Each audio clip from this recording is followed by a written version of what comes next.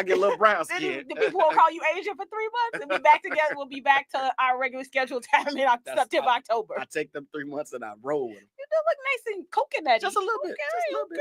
Okay. Thank you. What up, Chris? We're gonna have to change you from Asian Brian to what, like Caribbean Brian? Well, let's not go that far. Maybe Dominican Brian. I can look at you. Come on now. Dominican. Come on now. Okay, all right, Poppy. Hey. What's wrong with you? All right, we have people to introduce. First, we have a topic to introduce. Then we have people to introduce. We do. So we've been sitting on this one for a second. I wanted to make sure I had my right two people who finally had some time on their schedules. Even though their schedules are, in the one case, earlier back in the morning. But we did want to, as the election was going down and folks were either happy or frustrated, depending on what side of the aisle you were sitting on. I've heard a lot of conversations, and even before that, about folks saying, you know what, done my time in America, I'm thinking about moving somewhere else. Be that Canada, be that Africa, be that the Bahamas, be that wherever it may be. So I've been sitting on this one for a second. I do want to have a conversation with a couple of people that actually, because most of y'all just talking, y'all ain't going no damn where. You might move to Texas. That's about as far as you go. I feel offended. Just saying. Two people that actually pulled the trigger, so to speak, and have moved away permanently. They come and visit, but have permanent residence elsewhere. So, you ready to bring them in? Start this convo? I am. One's a dolphin and the other's a bronco. So I'll let you do the. You want me to do it? You doing it? I'll do it. I got them. These my folks. Let's bring, because I got so many questions. I want to know. I want to leave too. Tell me how. First, I want to leave. First, bring in. Let me bring in. Listen, she talked about it. She did it. She wasn't no joke. I mean, literally, I swear. On a Tuesday, she said, "I'm thinking about moving," and on Thursday, her ass was gone. Shout out to her. I wasn't like the 6-year process. She was out of here. Shout out to her. My girl Latrice. What's happening, baby? Hey, how you doing? Good to see your face. Good to be seen. And I did leave my shit in Europe. Like you were like, don't leave your shit in Europe. I left my shit in Europe. Well, no, I had to I left it and tried to get it back. It was a process. No, but see, that's the thing. You should have just come back and just, I should just stayed in Santorini. You know what? Yeah, man. You're not wrong. She left her stuff and herself. I ain't mad at that. And then you got my boy. We go back like 2 pair of dirty socks and a teenager. Wow, that's a really long time. This my guy. We've known each other for years on years. What's up, B? Coleman. What's happening, baby? Man, it's all good down here, man. Trying to create a whole new hood down here. I know you are. When you're with black people, it should be nothing but a hood. Not the hood, but a hood. Say that again? I said you're down there with all mostly black people. It should be just one giant hood. Oh, no, that's their hood. I'm trying to bring some American hood to come down here. Oh. You see, he got his high perk shirt on. Yeah, get y'all to come down. Get y'all to move. Y'all need to get out. But you'd be surprised. It's black people everywhere. It's black Americans everywhere. But it's definitely black people everywhere. And it's black Americans anywhere there's a military base. And it's a lot of military bases. So you'd be surprised at how many black folks are out here.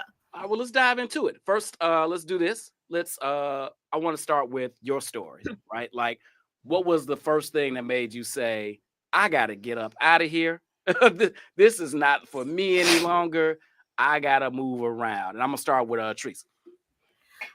Okay. So, I was in Chicago and I had, I think the African-American kind of experience in Chicago, like the ideal experience, like the Love Jones experience where, I was living in a really nice place in South Loop. I had a decent gig. I had a decent circle of friends. I was going out.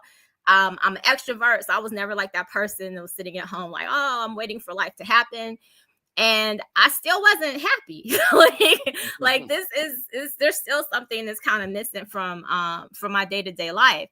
And I just started traveling, just randomly started traveling. I joined a lot of social media, like Facebook groups that were travel oriented for Black folks. Mm-hmm. And as I started to travel, I was like, every place I went to, it was just, I was excited to be there. And it got to the point where, when you're coming into O'Hare and the pilot's like, we're on our final approach, and my heart would sink And I'm like, why am I going home to some place that makes me unhappy? Like, I should be excited to go home.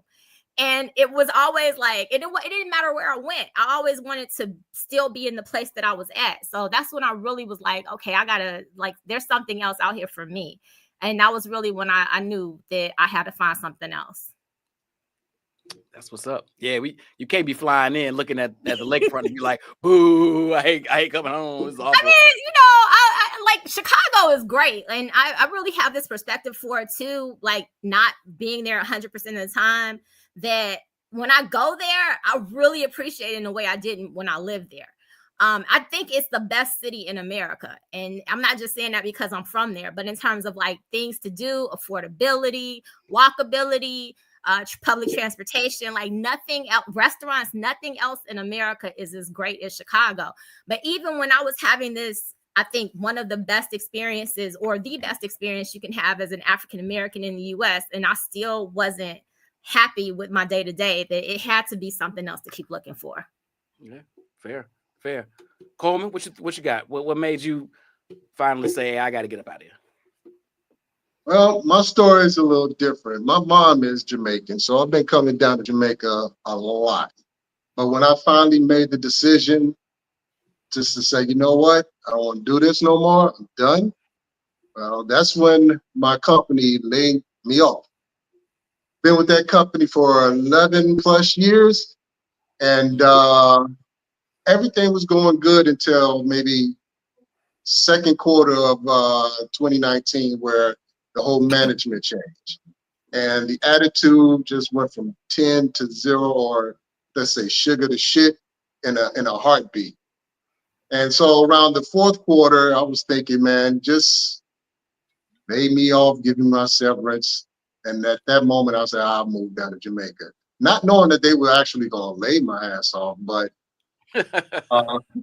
you know, sitting behind the computer all the time, database analyst, burning my eyes out. So when January came around, when you start getting hints of it, this is when it was still in China, they laid me off. And what the trigger moment was, as soon as they laid me off, I started thinking of all the things that I had to do to find another job. Press out my suit, interviews, job hunt, monster.com. I don't even know if some of this stuff still exists to look for a job. And I just didn't want to do it no more. At that moment, I said, I'm done. I don't want to do that whole process again. I'm going to go look at this Jamaica thing and see where it takes me. So once I made that mind up, I just couldn't stop. I mean, I had my moments of like, I don't know nobody down there but my family, nobody. But I was like, shit, I'm just 4 hours flight away. If shit don't work, I can jump on a flight. Chicago's still going to embrace me because I'm Chi-Town all the way, you know. But I do miss some things. I miss my friends. I miss my family. I miss my son. You know, sometimes I get homesick. And then, you know, I turn on WGN and it's like 60 degrees and that shit changed quick. 60 degrees ain't even cold. For my black ass right now, 70 degrees is cold. Man. Boss, you know what he didn't say he missed? My whole blood went, bitch, it's done. You know what I noticed you didn't say you missed? It was two things I noticed you didn't say you missed. What, the food? Italian Fiesta nor Harold's. He did not say he missed either of those. He did not say he missed either of those. Listen, I got a Harold's t-shirt upstairs, so yeah. Right. Matter of fact, Harold's is somewhere on this shirt. That's right. Don't pull it. Don't try. I'm just saying. He did not say Italian Fiesta was. She's got a thing against Italian Fiesta and Harold's. Don't she? Thinks both overrated. That's a whole They other show. You know what? So my husband's Italian, right? And when we come to Chicago, I'm always like super proud to show off these like Chicago restaurants. He thinks every single one of them are disgusting. Like I took him to Harold's, he hated it. We had Italian Fiesta, he hated it. Home Run Inn, hated it. I took him to White Castles and he threw up. Like it's just like Well, I kind of understand that. that I understand. That one kind of makes sense. he was like, these are shit burgers. So like now They are. I'm like looking are. at, like Chicago food. Cause I mean, now it's harder for me to even embrace it in the same kind of way because I'm like ordering Italian Fiesta when we're there and he's looking at me like, he'll say, "Que schifo," how disgusting. Like he won't eat any of it. So yeah, it's a different kind of space now. Chicago food builds up your immune system. See, you go to those countries, you can't even get Ebola because your immune system is so Right. tight We should now. be immortal. Right. Earth through my ass. No black death in your future. Nope. I do want to, and I know Sean wants to jump in, but I do, because you just mentioned something with trees, and I do want to add, this is towards the bottom of the list, but we're here now. You mentioned your husband is Italian. Mm-hmm. What we didn't mention is, where are you exactly? I'm in Rome, Italy. You're in Rome, Italy. And that's where you originally moved to, or did you start somewhere else and get there? Okay. I originally moved to Rome. Okay. All right. No, Rome's beautiful from what I understand. I haven't been yet. I'm coming. Love life. You've dated, and I've always heard how trash Chicago men are, whatever. But when it comes to romance, romantically, obviously you went to Italy and found your husband. What do you find the differences to be? Or is there a real difference? Is that he just happened to be the one and he just happened to be there? Are there some real differences between dating here and dating outside of the country? Absolutely. I think it's different for men and women. And you could speak to kind of, I mean, if I'm assuming you're dating or are partnered in Jamaica, like what it is for dudes. But there's a reason that might be an unsafe assumption. I mean, there's a reason that I think Black men tend to go to like the Caribbean and South America because that's a different experience for men and women. So in Europe and in Africa, like the women, and I've like once you move out the States, all the people that, especially all the Black people that are expats, we all know each other. So like you can go to different countries and you'll know people through social media or whatever, where it's like, oh, I got a girl in South Africa. Oh, I got somebody in Thailand, or I got somebody in Vietnam, like for real. And so we almost all have similar stories. Asia's hard for Black women. South America, Caribbean is hard. Africa and Europe are like the easiest things. My girl used to say she felt like the Black dudes in Atlanta. Cause like, I mean, you could date as much as you want. If you want to have a date every single day, we would do like 2 a days where we would have a lunch date with one dude and a dinner date with somebody else. Like, and it's not that, I mean, cause people will say, oh, Italian men love Black women. Italian men love women. So they talk to everybody, and they're, the culture, like all of my husband's friends are married or in relationships. I don't care how messed up they are, how like whatever their stuff is, everyone's partnered. Relationships mean a lot here. And my experience in the States, like you'll meet, there are men I know who are great guys that, I went to college with, or I went to school with, or I just know from wherever that, make money, have this, whatever. They fit everything, but they've been single forever. They have no desire to be in a serious relationship. And that is just not the culture here. So I think a lot of Black women have a much better experience. And almost every woman I know here that wants a relationship is in one. Like, I know Black women in, the US that are like, whatever thing you define success as, they look however, they're in the gym every day. They're, making 6-course meals and PhD or whatever. And they still can't find somebody that they can partner with. And I don't think their expectations are unrealistic, but it's just so much easier here. And I think it's because a lot of things. I think America really does try to has set things up for Black families to fail. Mm-hmm. And so here it's just a lot more balanced. It's a ton of men. And it's not like, you're sitting up here like, oh, I can't find something. Like if you want to be in a relationship, you can find somebody. If you want to just have somebody to kick it with or whatever kind of relationship you want, there's that opportunity. And I think it's for a lot of those reasons that the culture values relationships as a whole a lot more.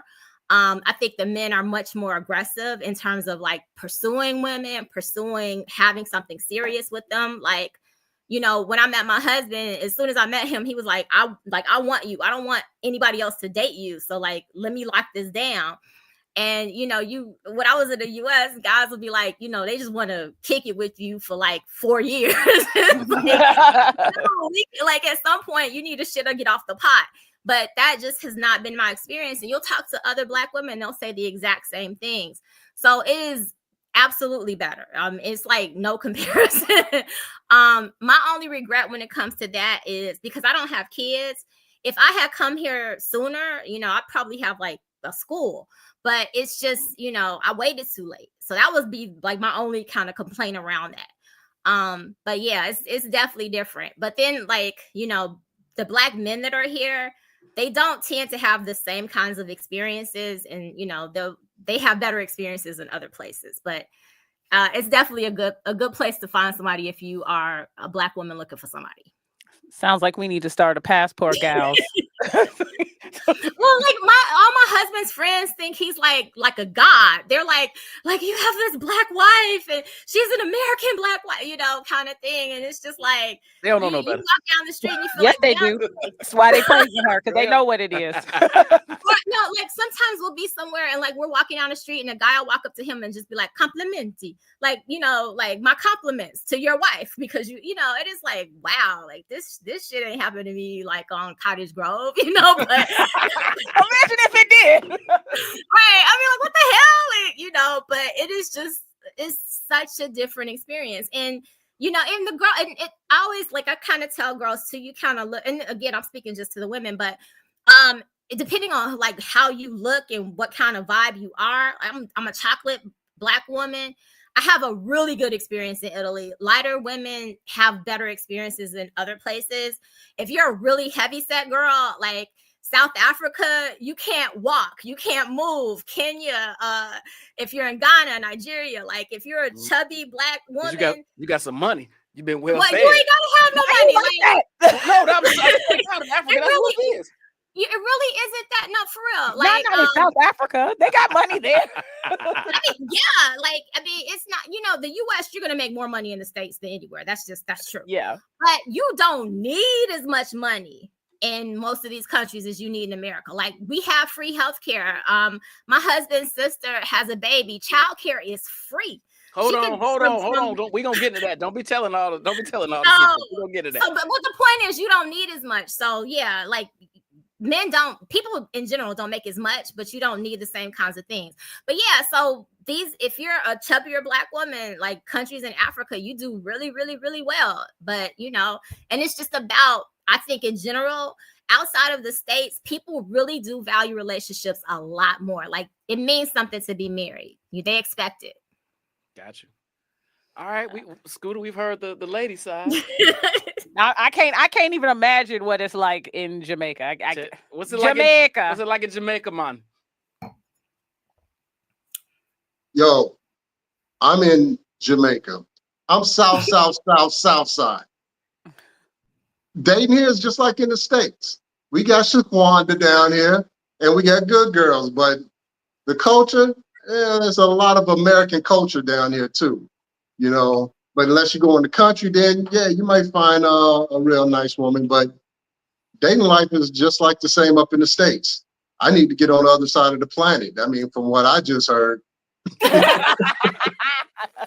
I'm in the wrong hemisphere. There was a dude I knew that lived in the Dominican, and my niece got married there, and so I visited him there. And like, we're meeting at this little cafe, and he's this heavy set guy that isn't particularly attractive, but all these gorgeous Dominican women were just walking up to him like, hey, and they were like all his friends. And I was like, he's from, he lived in Chicago. I was like, now that's why you live here. Money. Yeah, like, well, no, I mean, some of them were, he was saying a lot of the women that would be married, like sometimes, because when the country's poor, it's different. That some of them would be trafficked by even their husbands or whatever. Ooh, but true. All these beautiful women, like he was the king there. He had a lot of options in terms of like women on, in Hyde Park were not. Yeah, a brother. Women in Hyde Park were not throwing themselves, or he didn't even know these types of women in Chicago. Like they would come up to him all the time. But that was his experience in the Dominican, and he had a really good time. He went to the Dominican. I'm in a Black country, If I don't open my mouth, I'm a local. So, so yeah, yeah. When you do open your mouth, though, Scoot, like does the when you do like open your mouth and they say, "Oh, he's not Jamaican," does it shift? Is it better? Is it worse? Yeah, no. I still talk Chicago. I still talk Americans from Southside Chicago, and when they when they realize that they're talking to a foreigner, then that Chicago, what's that street knowledge kicks in a whole lot down there because you can see their action when they're trying to run game. You know, so do you think? I was gonna say that. I was gonna say that. Actually, ask you, you think it's colorism at all in Jamaica when you say because they think you're a local? Yeah, it is. It's all about the money down here. You know, well, I won't say it's all about the money, but when it comes to staying American, yeah, they think he got a lot of money and everything like that, so they come at you hard. But like I said, you know, from the street knowledge of Chicago, well, you know, it's the same body language. So that's when you got to kick that in and counteract what they're trying to do. Well, I was asking though, is it colorism? Like, do you think Brian would have the same experience that you have? No, there's folks down there. I saw Brian's cousin down here not too long ago. Looked just like him, and he was a local. In fact, I thought he was Brian. I called him and he didn't pick up. But they was the Asian too? So you saying Brian Daddy got some explaining to do? Is that what you're trying to say? Might be my mama's shit, though. I just he got them chingy eyes, and the Chinese people live down here too. So I was gonna say though that the Scooter's point though. So you asking if it's different. And I think it might be one in a place like Dominican because they assume America's got some money. Usually they assume Americans got money everywhere, no matter where you go. I just went to Greece and they thought I had money. I don't know how long that will be though. Right, well, we'll see how long that lasts. And they were right, you do have money. And two, I think to Scoot's point, like this Chicago, y'all can say what you want to say, but that Chicago game, no matter where you take it, that Chicago vibe, it translates. I swear it does. Game knows game. Game knows game. Translates. It emerges. It works everywhere, no matter where you go in the world. I've never known a brother from. I've known people that are from Atlanta, that are from Dallas, that are from San Francisco, move other places, and it's like, it's not the same. I can't DC. I can't move the way I moved where I'm from. But I've never heard of Chicago. As a matter of fact, when dudes leave Chicago, they're like, shit, this is easy. This is like fish in the barrel. Dude, that's exactly what. When I came down here and I realized a lot of things I could take advantage of. One of my hustles down here was selling fire sticks. And I mean, not to people, to businesses like restaurants, clubs. I mean, that's how I got all my access. Because I'm like, they got Wi-Fi in the place and they got a big TV, but nothing's on. Like y'all ever heard, they starting to hear about Amazon right now. You know, Amazon is starting to deliver down here. But hell, some of your viewers out there, I told them bring me a fire stick. I ain't gonna say that. But I do what I do, and then I sell it for more. You know, that's the Chicago way. You know, you find your opportunity. You see, if there's an opportunity that's sitting right in front of you, you just ain't gonna let it go by. Especially when it's really easy, and it's really easy. I'm just telling you now, Coleman, you may want to start sending fire sticks to the U.S. because these tariffs are gonna make it real hard for us to buy stuff here. I still pay. You know, Amazon product is made in China, so we got a straight connection to Jamaica from China. That's what I'm saying. This is what I'm saying. Free advertising, brother. So I'm taking all Sheen requests right now. You know, as soon as Trump started like doing the thing with the tariffs, I got all these extra ads for Shein, and then they went up on the prices for me too. I'm like, look, Europe ain't got nothing to do with what y'all doing over there. Like, why is my stuff more? My cart was like $20 like cheaper yesterday, but now it's more expensive. But it was weird because they started like a lot more ads. They were like, we're gonna make this money up in Europe. Well, yeah, because they got to make up the deficit they're gonna lose by charging people $30 instead of $22 for a shirt. Right. That Right. was not Yes. Right.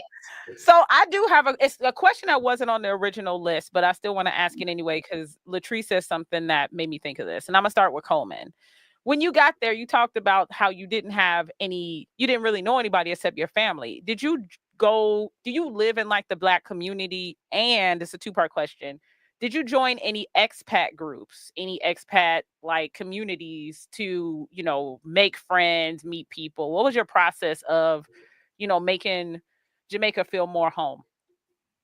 Um, well, I had a friend down here that was running Margaritaville. He was the general manager of Margaritaville, so I knew he had a lot of connection. So I came down here with my drone, and I was asking him, did he know any realtors where I can use my drone and fly around the house and do what I do, make a video for him. And he's like, yeah, here's a person here. And from that, she took me to different places on the island that I now take people to see, like hidden gems, like a waterfall in the middle of the country of Jamaica that, I mean, until I moved here, I thought it was just Dunn's River Falls. I've come across about maybe 5 waterfalls down here that's in the country that knocks Dunn's River Falls out of the box, and there's like over 79 waterfalls down there. So not saying that I hit that spot, but I hit different restaurants, different clubs. And then I joined an expat group on a couple of them on Facebook. And come to find out, some were from Chicago, some lived in my neighborhood down there in Montego Bay. And we just started linking up. And after that, I started doing stuff with, again, another Chicago thing. I started making friends at the restaurant where I sold the fire stick to, asking what he's doing on Sundays. He said, ain't nobody coming here on Sundays. I said, let me use Sundays for NFL games. And he's like, all right, sure. Send that message out to the expat group.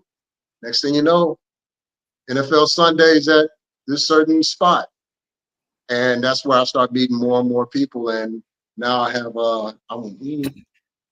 it's kind of sad I have a close circle of friends because you guys up there in Chicago, y'all my close circle of friends, but they're getting close. They're getting close.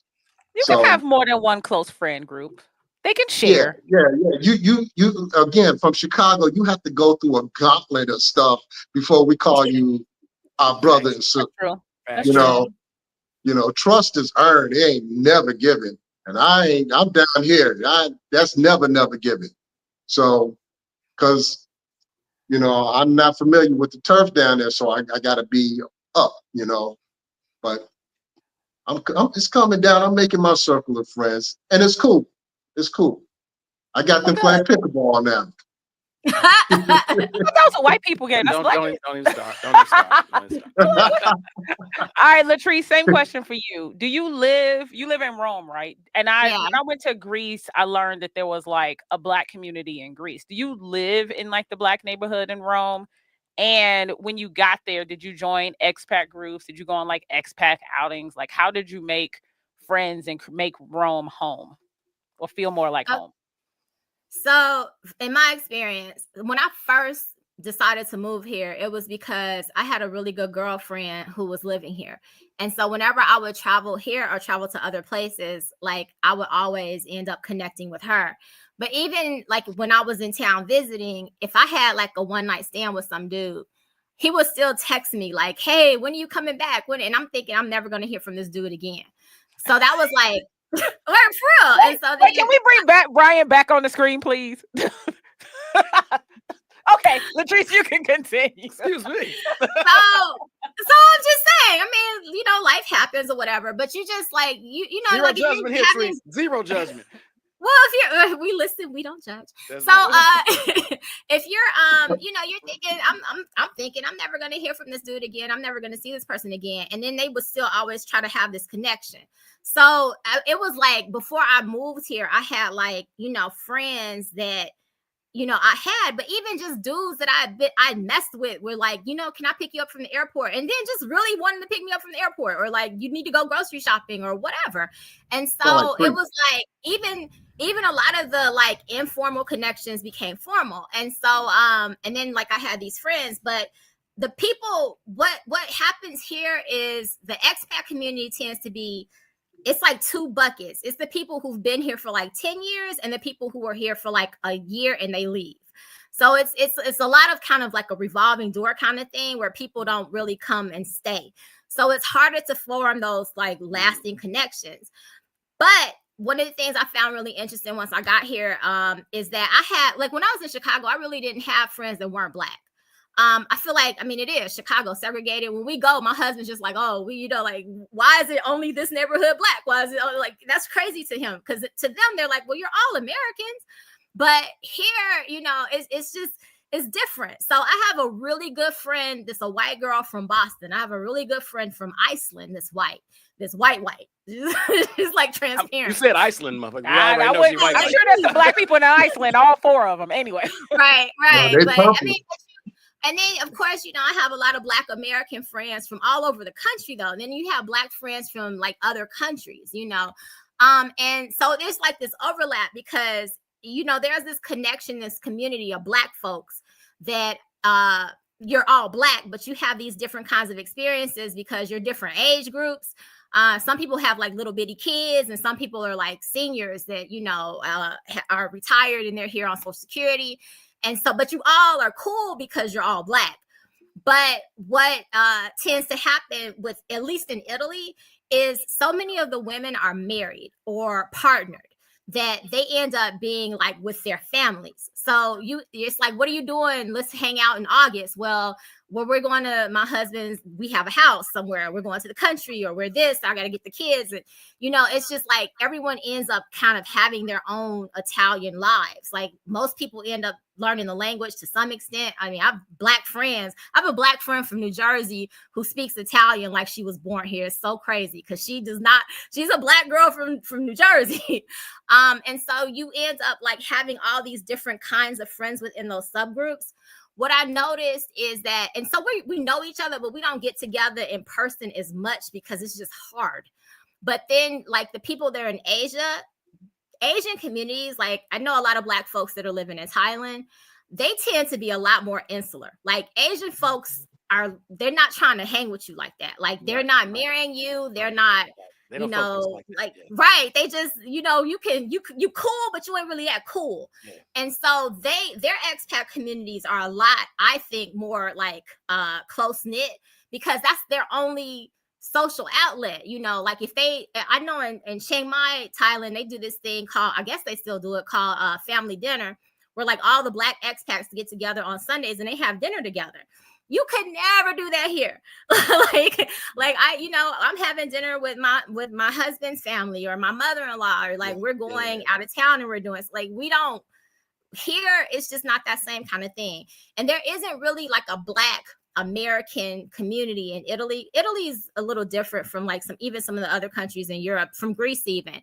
A lot of the Black folks are Africans. Like it's wild because you hear the same stuff about Black people here that they say about like Venezuelans and Mexicans in the States, like they're coming to take our jobs kind of thing.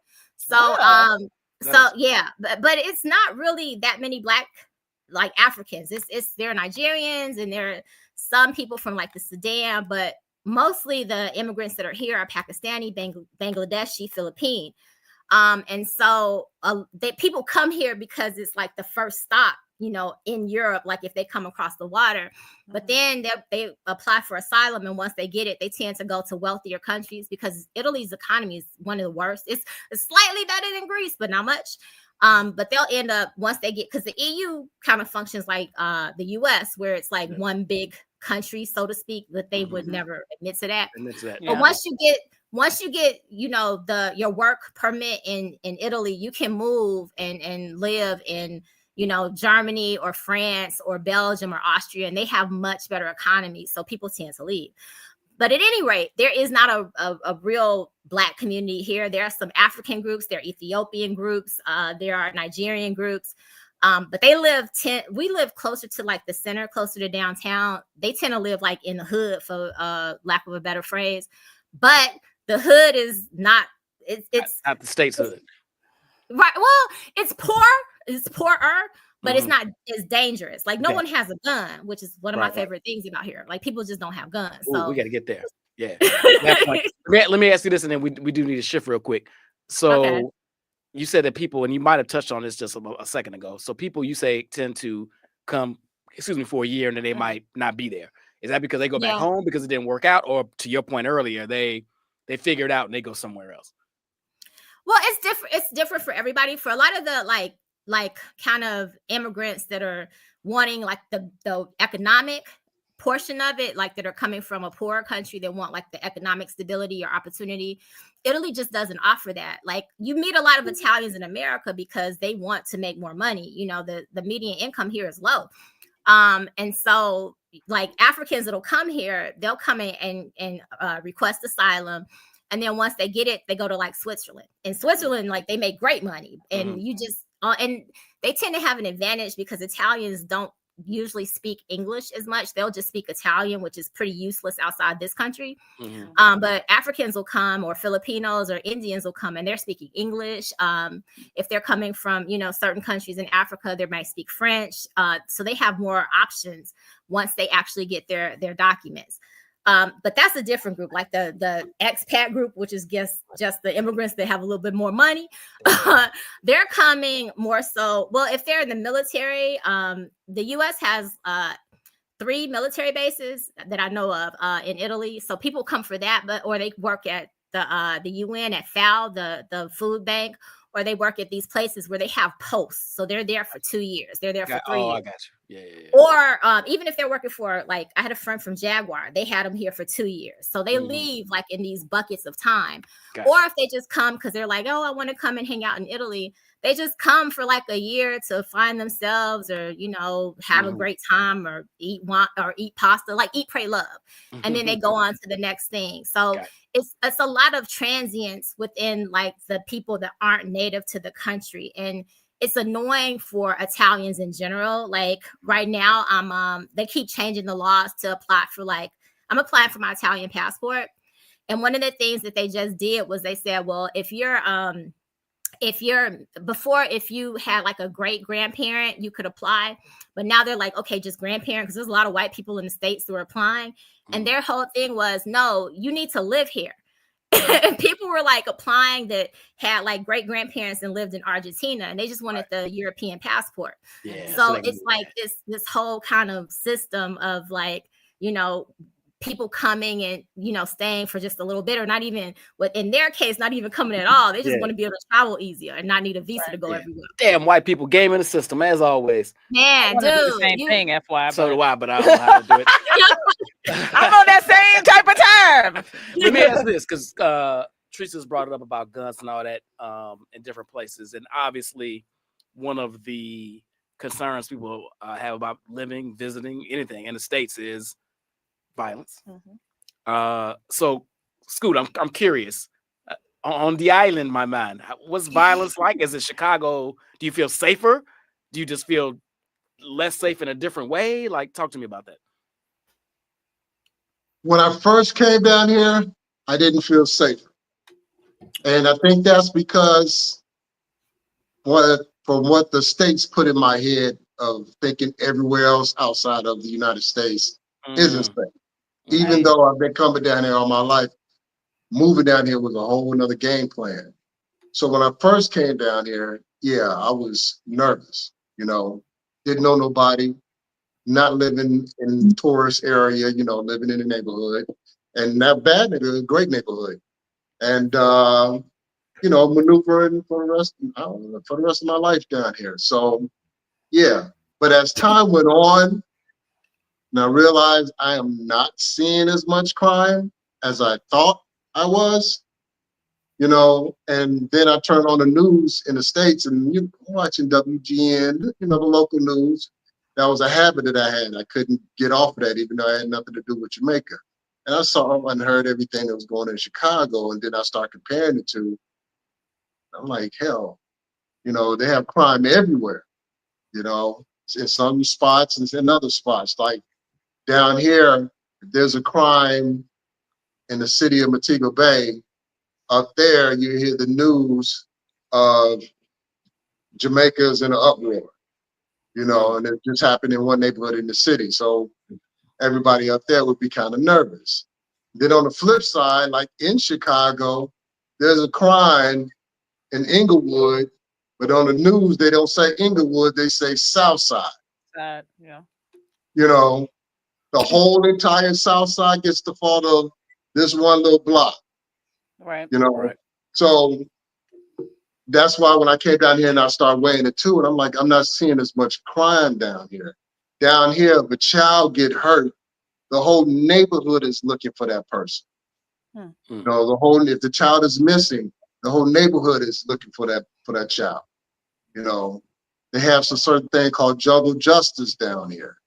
You know, in Chicago, how many times in a week have you heard of a child getting shot and don't think nothing of it an hour later? Because it happens so often. Mm-hmm. So it is safer down here. I think it was last year when it was on the news in January.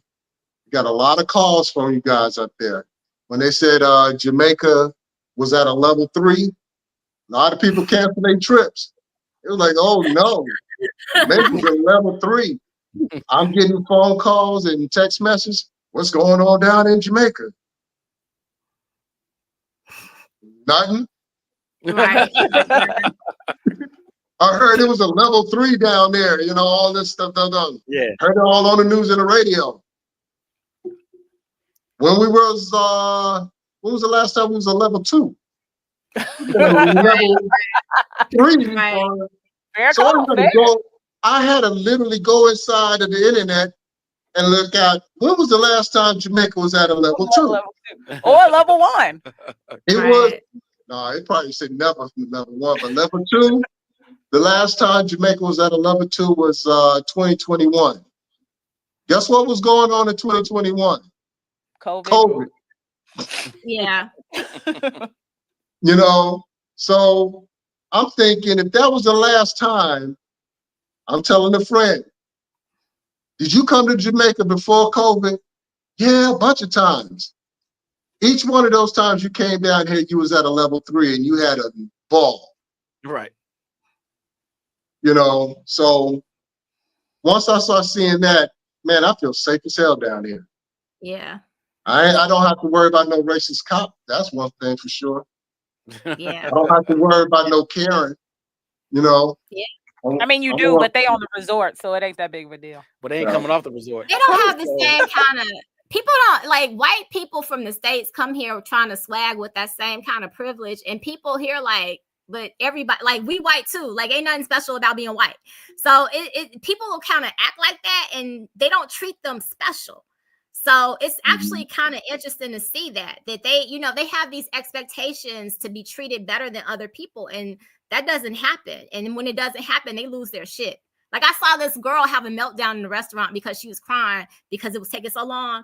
And the waiter was like, well, then just leave. And it was like she expected as a white girl from America, her tears to like seek them. Oh, those tears are magical.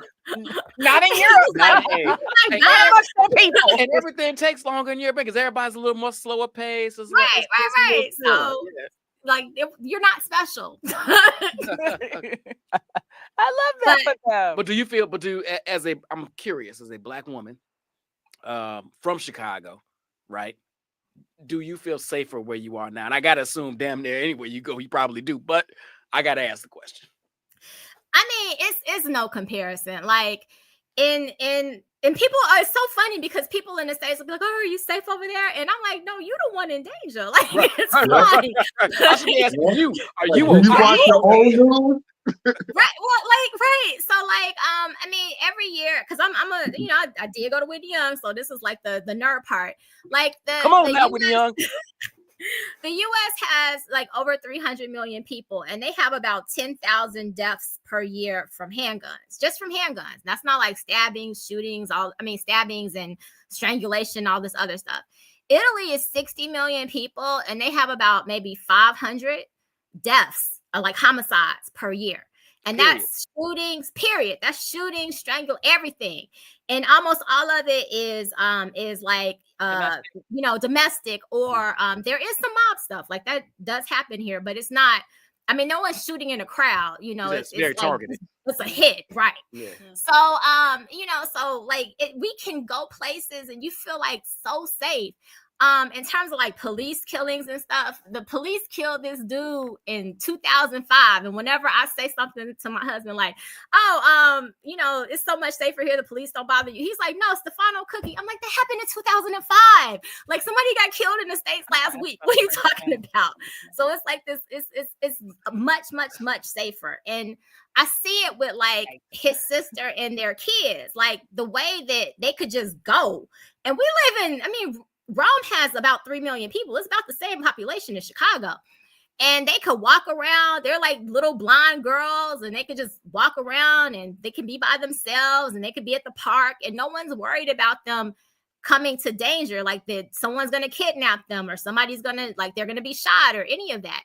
It's just like the overall sense of safety is completely different. Like when we come to the States, it's like his family's worried. Like, you guys in Italy's a level 2 warning with the US, which is bananas, because all the other countries have warnings about the States. We're level 4 everywhere else, but right, like, yeah. We should be. We should have our own little level. Listen, like you had a Chicago level. A circle with a cross. Right. USA with a circle and a cross in the middle. I promise you. I'm waiting for the day that countries are like, you know what, US, you stay over there. You're not allowed to come here anymore. Right. Like, my husband's uncle has a gun, and getting a gun here is like impossible. Like, you have to be a cop or in the military. And if you're not, you have to make a case for why you should have a gun. Like, you really truly are going to hunt. And these are how many bullets you have. And like, you have to account for those bullets. You have to take psychiatric evaluations. And if like they have you register or renew your license, and you had 20 bullets the last time, and now you have 19, where's that bullet? Like, you have to account for what happened to that. So there is this sense of responsibility for even having a firearm. People just don't I think they value life a lot more. And it's just not the same as it is in the States, like, at all. When we're here, I feel really safe. But in the States, like, we were in Louisiana, and we went to Walmart in Louisiana, and you could buy a gun at Walmart, and there, no waiting period, nothing. He's like, I could buy a gun. And they're like, he said, well, what do I need? He was like, well, you need to be over 21 and you need an ID. And Giacomo was like, but my ID is Italian. They're like, well, are you over 21? Right. You can absolutely have a gun. I'm still tripping on accountability of the bullet. I mean, can you imagine it? Boom. Okay, hold on. Just shot this. Right. You gotta document what you do with that bullet. That's right. Right. Okay, hold on. I missed. Wait. I think it's in a tree. Let me check the pulse. Shot this bullet, killed him. Yes. But they That's want crazy. the casings. If you like go hunting or something, they want you to bring the casings in and be like, okay, this is what happened with this. Wow. And people have to be responsible for what they're doing with their guns. And no one has them. You gotta pull the bullets out of the deer, huh? That's right. No, they just want the casings. That's fine. No, they want the casing and the theory. Right. Like, this is what I shot. Here's the casing. They're like, okay. I definitely feel safer. Make sure it matches the gun. Make sure it matches. Wow. Giovanni went to prison because he shot his gun off in the air and he couldn't find the bullets. Done. Oh, no. Nobody does that. All the people in Chicago be good done. They go to Italy. All of them in jail. But they couldn't find no cases. And the expat groups, there's always somebody like, how can I bring my gun? And everyone's like, you can't. How can I get a gun? You can't. Why do like, they need a gun? Nobody has a gun there. Once you're a gun owner, you want your motherfucking gun. Yeah. You need to just stay in the US. I'm just telling you, that's different. Yeah, it's bad. Oh my God. All right. So 2-part question. We're gonna start with Latrice. What is something you thought you would miss that you don't? And the reverse, right? What is something you never thought about but you totally miss now that you're in Italy? I mean, the thing I miss I miss my mom more than anything, and if I could just like bring her, because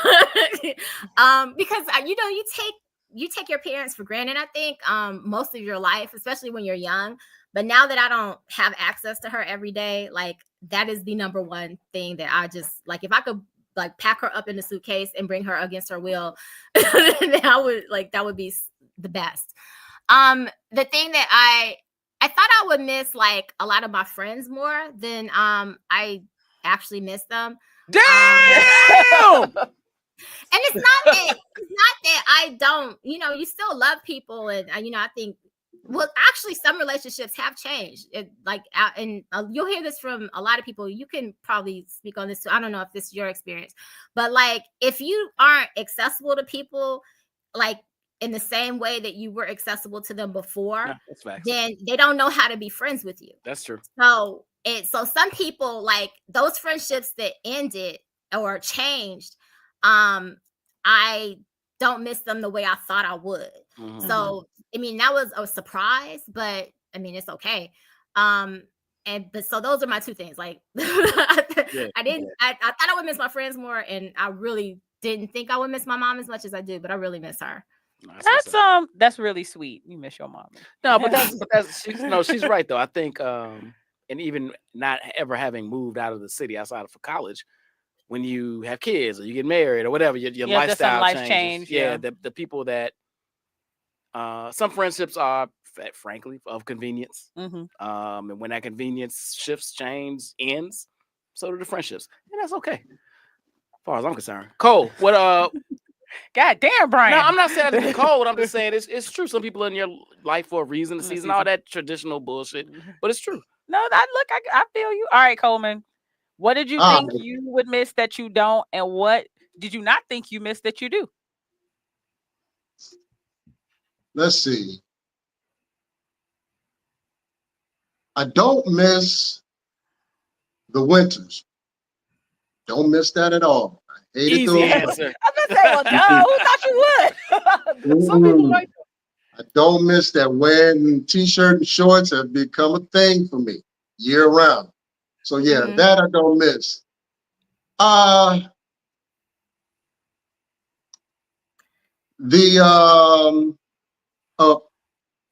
The thing, I don't know what to say. The thing about a lot of people know your business, that I do not miss, because it seems like everybody knows a little bit about everybody, and then they get the story wrong at the end of the day, and now that person looks like an asshole when it's not. So there's a lot of that going on that I'm just like, I don't miss. But other things that I do miss my son. Now that he's grown, we can do a lot of activities. He flies down and we beat the streets up down here, and which is cool. How old is he now? 28. 28? Yeah. Damn. Grown. I had him at 26, so I mean, whew. I knew he was. I was thinking 24. All right, 28. All right. No. He got a mustache. So you're right though. He was playing volleyball with his shit. That happened. Yep. I forgot about that on the beach. Mm-hmm. So let's see. That's actually a high percentage. I didn't think that many Black people had passports. I'm sorry. Scooter, continue. Well, yeah, they do. But also miss the food, even though it ain't good for you, but it sure do taste good. And summertime shop. Even though it's nice weather down here, all the things that you can do in summertime shop, man, it's nothing like it. It's nothing like it. I find myself not on Facebook as much as the summertime comes, because I don't want to see y'all shit. Yeah. Oh, you a hater. Fuck y'all both life. I mean, you can come back. Like you said, it's a 4-hour flight. You can come for the weekend, come to the Them tariffs are making the airline tickets expensive. Yeah, they are. I actually do miss the winters. I didn't think I would miss those, but I have allergies, and it's something because it never snows here, like once every 10 years. And when it snows, it kills everything. And it's just I don't have as many issues with my allergies. And so I was like, man, I miss the winters. Like I could use that right now. I'm tired of blowing my nose. See, I would miss the seasonal change. I would too. I don't need the winters to be Chicago winter. I don't need it to be wintering. You know what I'm saying? Right. That polar vortex shit. Yeah, I don't need that shit. But like, my favorite season is fall, so I would like miss that. Plus, my winter and fall wardrobe is impeccable. I would miss that shit if I was in Jamaica. I can't be wearing shorts and t-shirts all the time. How you gonna Spring, summer, fall is perfect. That's right. How be winter? Spring, summer, fall is perfect. You're gonna be real hot in your little place. Yeah. Spider bullet. I think I would make. So I like snow. Now I don't necessarily always want the snow all the time with the 0-degree weather. That's too much. But I would miss snow. No, sir. Fuck Nice that little shit. blankets. I think I'd be good on snow. I mean, like I hate the snow like I hate my worst ex. you're not shoveling that shit either. Yes, I am. You shovel your own I snow. shovel my own snow. Snow is fine. It's when you have to like go to work and drive in it. But if you could just go outside and play in it and make a snowman, it's wonderful. But if you have to like, be at work for an 8 o'clock meeting, that's when it sucks. Yeah, I agree. You just sit and look at it. On that note, I'm perfectly fine watching that on TV. Then. I guess so. If you chose Jamaica, fair. All right, fair. I have a question. What's the wildest cultural difference you've had to adapt to? Scooter. I mean, you in Jamaica, so I can only imagine what that is. It's a simple one. It's a simple. Well, one is being patient. You have to have patience down here because things don't move as fast as it does in the States. It doesn't. I've known people waiting for documents to get done for over 3 years. So you got to have patience. The other thing that I just can't stand, a lot of them, there's a common word that they say, and it's called soon come. So like if I need a plumber and I got a leak, I say, yo, come over here and fix this leak. Soon come. Soon come mean in a 15-minute range to 3 weeks later range.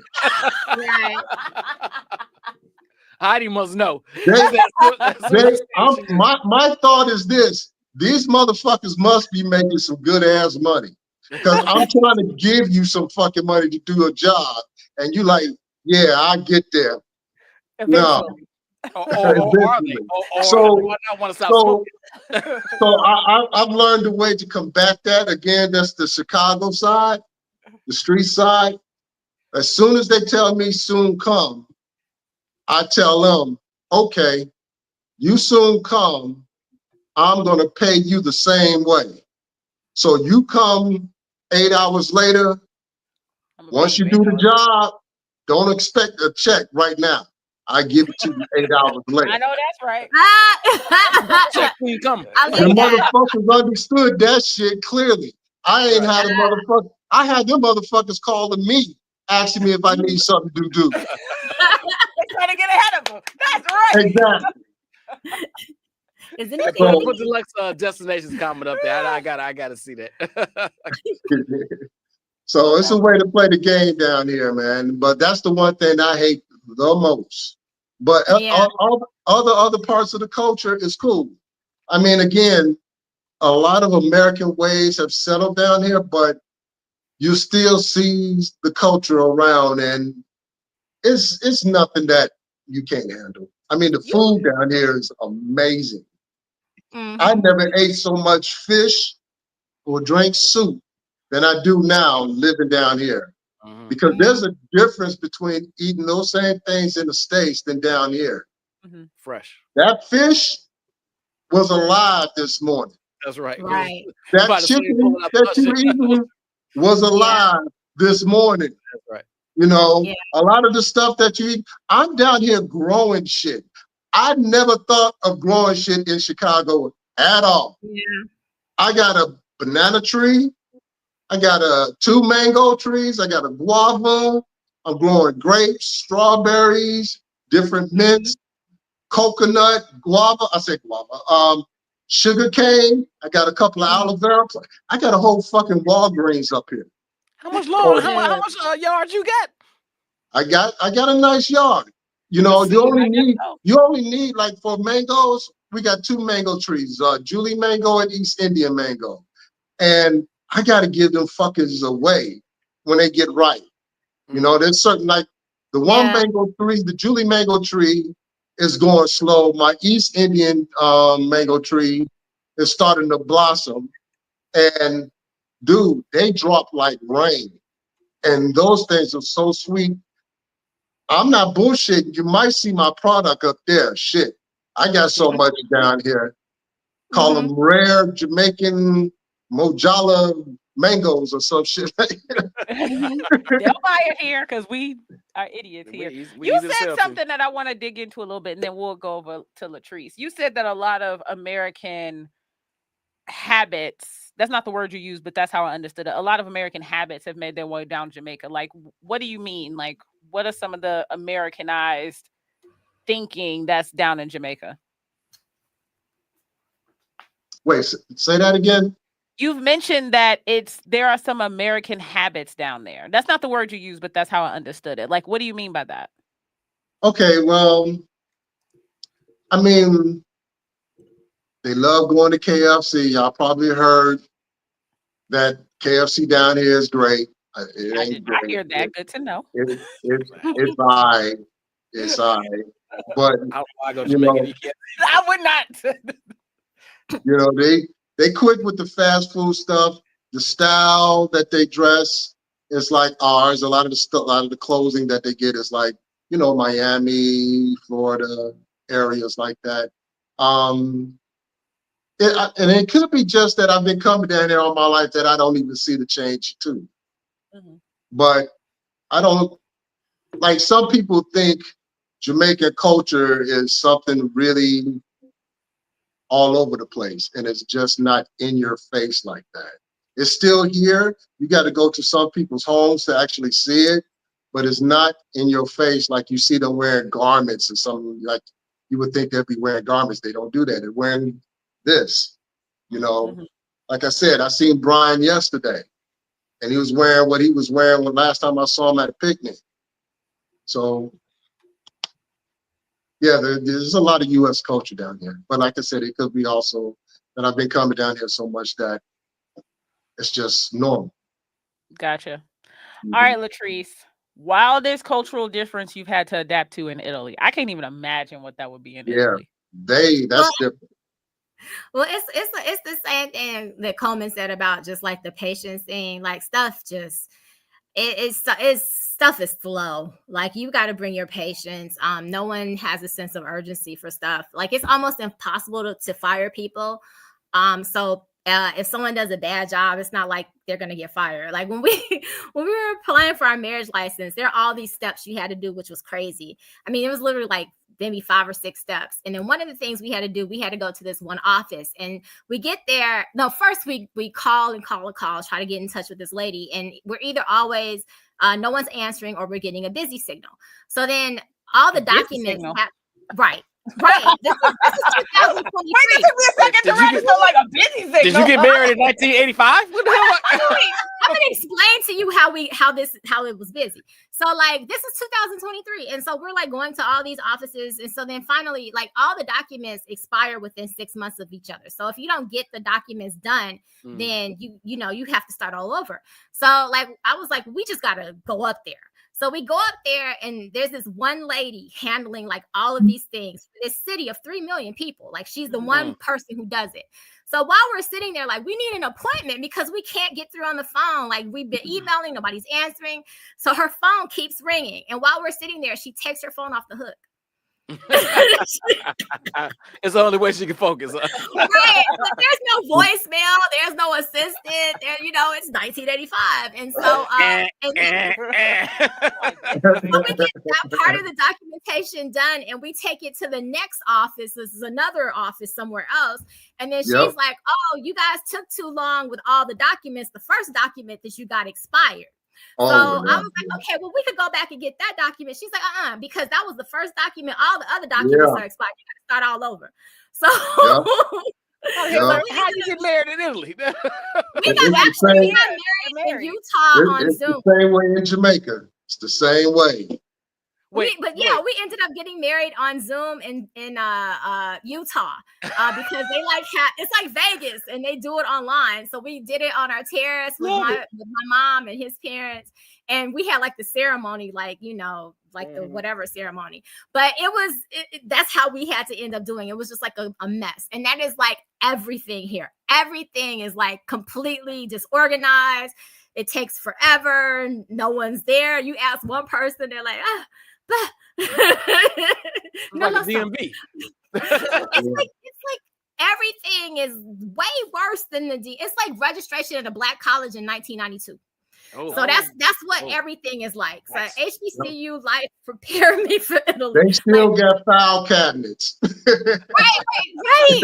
We're using servers and they still got file cabinets. So that was like one of the things. The other thing I think is like in the States, that whole concept of you can do anything, you can be anything, if you just put your mind to it and you work hard and nothing's impossible. Like that is a very American mindset.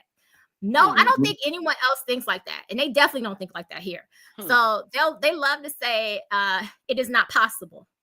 Like, but like my friend wanted to buy a computer and she's like, the one, they didn't have one on display. They just had like one in the box. And she's like, well, can I see it? And he was like, it's not possible. She's like, well, just take it out the box. He's like, no, it is not possible. And you get that. People just, that's the answer.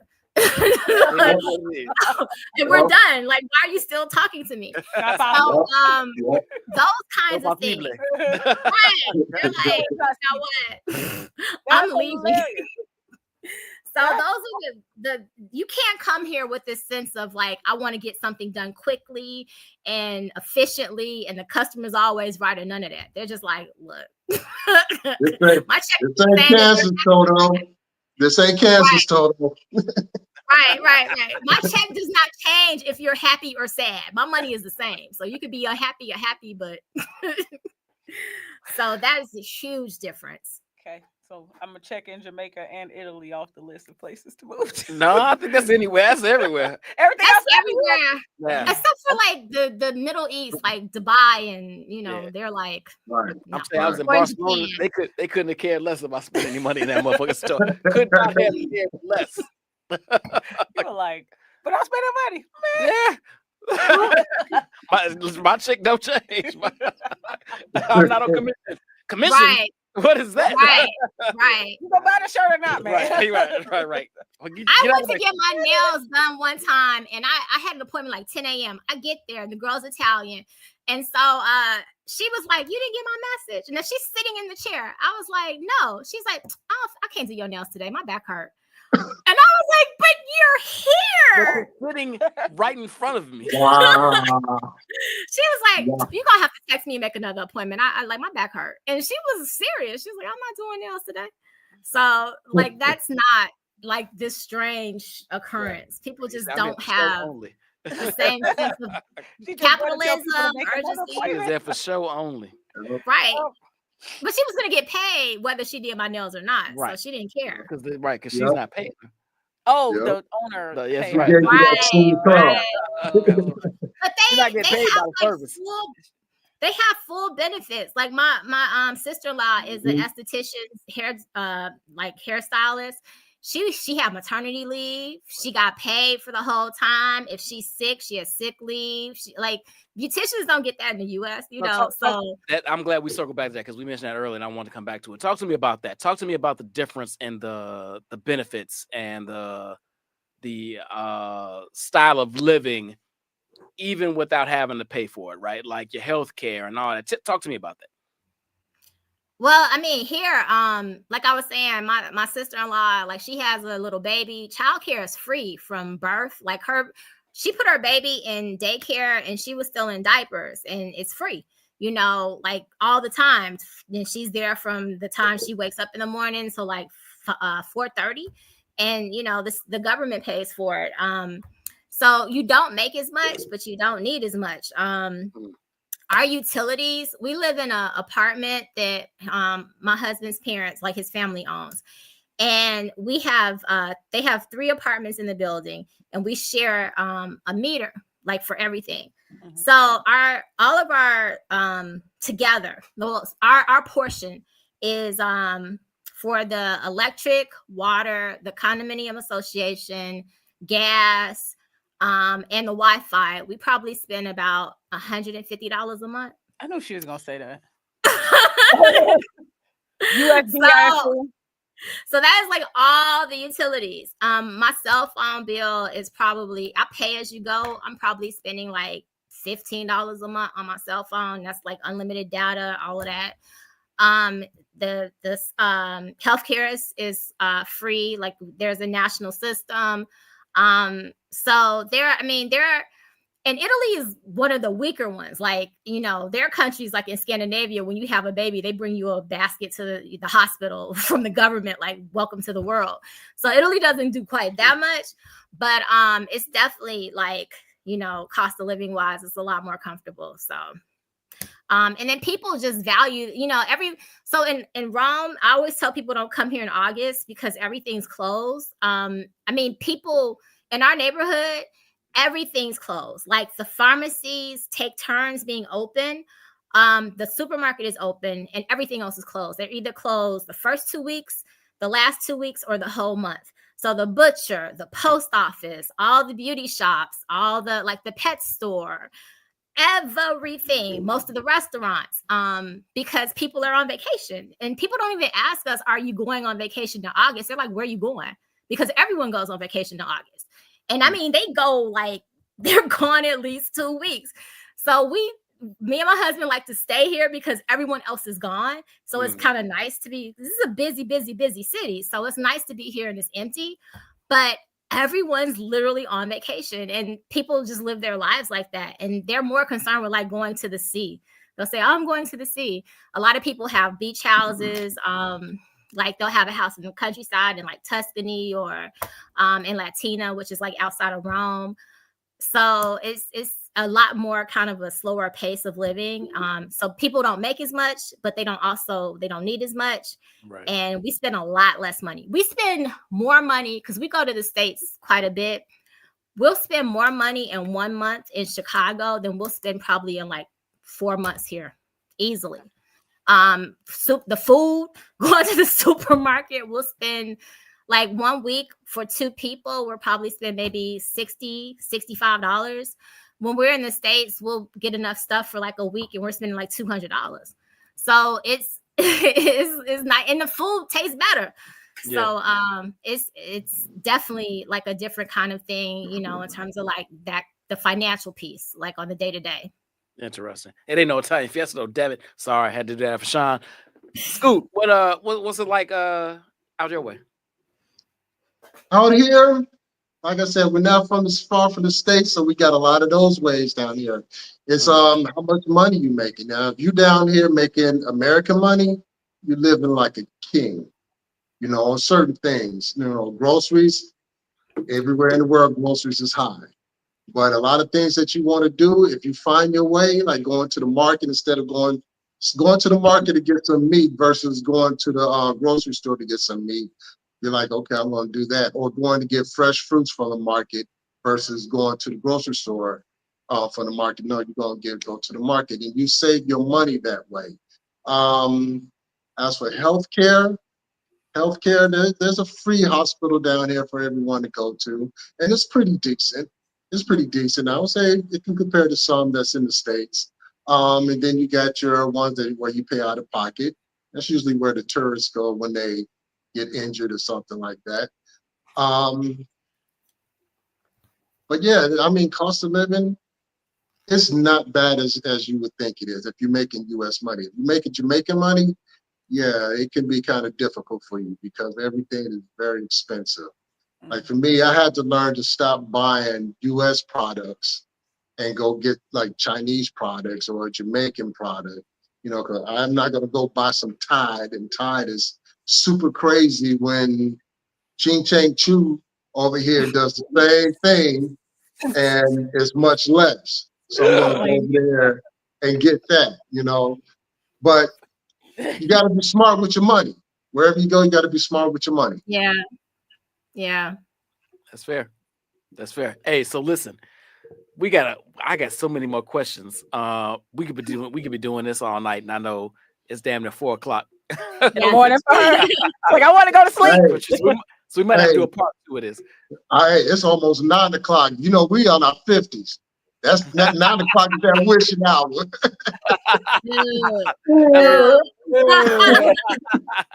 Hey, y'all. So, we are about to wrap it, but I do want to say thank you both for joining us and doing this conversation. I've been wanting to do it for a while. I couldn't think of two better people. I love when me and Sean just get to ask questions and sit here and listen to y'all. I swear to God. Swear to God. Favorite show. I know it is my favorite. I hate talking at this point. I'm 4 hours away. Y'all want to get that experience? Come down. I'll take you through some neighborhoods. Hey, You'll see some stuff. No. I'll be there in. I've been meaning to text you this, or DM you this. I'll be there in July. So in July. Yep. Okay, I'm coming up in a couple of weeks, but I'll be down here in July. Hit me up. I'll show you some. I'll show you around. You hit me up. My boyfriend's been trying to drag me to the grill for at least a year. So I guess this is my sign to come down to Jamaica. But he wants to go to the grill. You're in the Montego Bay. I can go out to the grill. You're not that far. It's like driving out to Naperville. I was about to say Jamaica, only 15 miles. I've never been to Jamaica, so I don't have any kind of context. But let me ask. No question actually. But to wrap, I want to give you both a chance to share any final thoughts you want to share with the audience about moving, living abroad, and anything you want. Anything else we didn't talk about that you want to cover real quick, in a minute or two. Coleman, I'm gonna start with you. Do it. Leave the country. The U.S. is still going to be there. Everything you're familiar with is still going to be there. You have to experience the world and a whole different thing. I could not have told you that prior to 2020. It ain't going to be easy. I went through a gauntlet of emotions while I was down here, and now I'm cruising. And now I get to see things differently. I'm starting to adjust to Jamaican ways. Obviously, my blood can't stand 70 degrees. So I'm telling you. He went from 60 to 70. I'm just hey, I'm about to say 75 in a minute. But yeah, you have to experience. You're older now, your kids are gone, you're saving us so much money. You got 8 bedrooms and it's just you and your wife. Time to chop that down. The kids ain't coming back home. Grandkids ain't gonna want to stay with y'all. Y'all gonna be honoring. So get out there, see the world. The world is ours. We're the first people. The world is ours. Only reason that everybody's in different parts of this globe is because they left Africa. So the United States ain't got to be home. The world is your home. So get out there and you can make it happen. Definitely. That's it. Love it. Therese, what you thinking? I mean, I have to agree with that. Like, you just got to get out of there. Somebody posted earlier, commented about Black folks having like 34% of Black folks having Black Americans having passports. My job. That needs to be like 80%. That needs to be everybody, especially in this climate. I have a really good friend that grew up in the Congo, and she was like, when you have the kind of government that the U.S. is leaning towards right now, you know, it's no like telling what they might close borders, they might just stop issuing passports, like that kind of thing. You really got to protect yourself. Yeah. So I mean, get your documents together while you can, and like whatever kind of experience, because I feel like Black folks in America are painted into this little tiny box of what your life is supposed to be, what your experiences are supposed to be. You know, I'm a little chocolate girl from the south side of Chicago, and I'm learning Italian. I live in Europe. Like, this is not what America would say my story is supposed to be. And I've met so many types of Black women from different parts of the country, different parts of the world, that have created their stories in a way that makes sense for their lives. Like, I didn't have kids, but like I'm married. I always wanted to be married. We have the dogs, and you know, we're across from his sister and her kids, and we have dinners together and lunches together all the time. And I do have a family here. I have a life here. And that was, the thing that I was missing when I was in Chicago was I had this really kind of great, like I could go to a club and kick it and hang out. And, I had friends, but I didn't have the family like outside of my mom that I really wanted and craved. And so that experience came to me here. So whatever the thing is that you feel like that you need to bring into your life, like you have the power to manifest it. And if you feel like that is something outside of the US, you can't be afraid to go get it. Life is so short. And if that's what you need to go get it. Come on now. No. Come on now. Sean, what you thinking? Okay, so I think I may have you know this. I've hinted at this that I have started considering I want to move out of the country. Now I need to do it a little differently because I have a smaller child. I mean, she's not like tiny, but she's in middle school, so I have to consider like what that looks like for her to go to school. But I've created a plan to allow me to spend some time or extended times outside of the country and then still be here for her schooling. So this makes me all like super excited to know people are doing it and enjoying it. I mean, I'm not coming to Jamaica though. It's too goddamn hot for me. But it's still exciting to see people doing it and knowing there are people out here I can reach out to and say, what do I need to think about? What paperwork do I need? It just makes me all join the expat group. Join the expat group. Yeah. A lot of people, I've told a lot of people to join the expat group that was interested in going to Jamaica and then just sit back there and just watch and then turn around and ask me a question on how to get this or how to get that. I'm like, ask it out there. You'd be amazed on how many people will give you their honest answer. You don't have to be afraid of somebody being a smart ass because all of them want you to come down.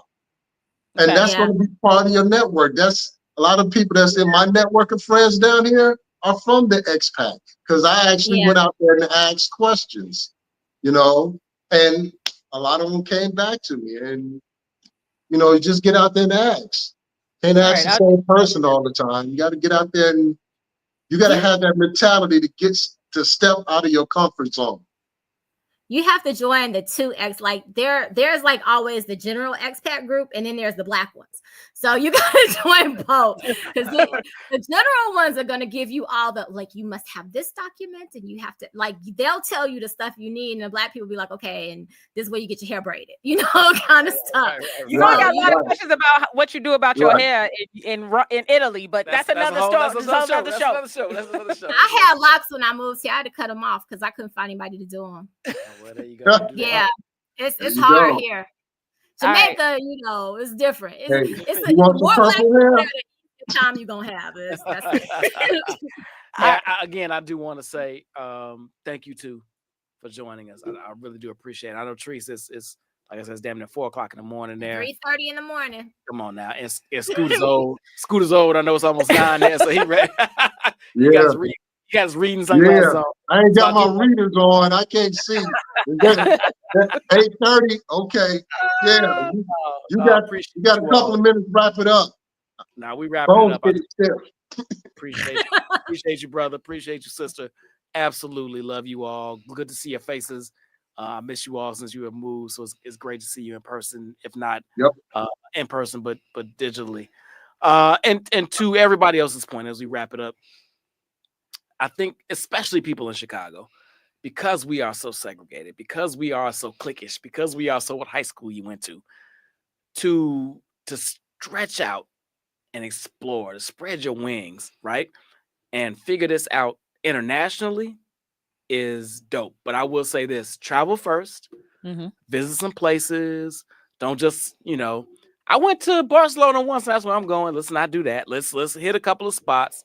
Let's see some things in real time, in person, see what really fits you, and don't be scared to make that jump, particularly if your kids are older, particularly if you sad, prayers to you, but if you lost your parents, right? If you don't have these ties that bind you to this country, to this city, think about it, explore it, and figure it out. We only live once, to Latrice's points. We only got one life that we know of, for sure. We don't have to live in Beverly that whole time. We don't have to live in Chicago that whole time. We don't have to live in Houston that whole time. We don't have to live in Atlanta that whole time. There's a huge world out there to explore, and you can always come back if it don't fit your needs. Yeah. If it doesn't suit you. As long as they keep the border open. Well, Right. we're not going to talk about the next couple of years. We're going to say in general. Hey, so thank you all for joining us. Thank you all for your conversation. Thank you all for being on with us. We appreciate you. I think next week everybody's been talking about Forever. Everybody's forever, ever. Everybody's watching Forever on Netflix. Everybody for a teen show. It's amazing how many of us adults have connected to it and feel a piece or a way about it. So I think next week we're going to break down Forever, talk about your enjoyment, what you got out of it, what you feel from it, what you thought about it, all the good things or all the bad things. And we're going to keep it moving from there. See you all next week. Thank you for tuning in. Podcast. In the zone. Podcast. In the zone. Podcast. In the zone. Podcast. In the zone. Podcast. In the zone. Podcast. In the zone. Podcast. In the zone. Podcast. In the zone. Podcast. In the zone. Podcast. In the zone. Podcast. In the zone. Podcast. In the zone. Podcast. In the zone. Podcast. In the zone.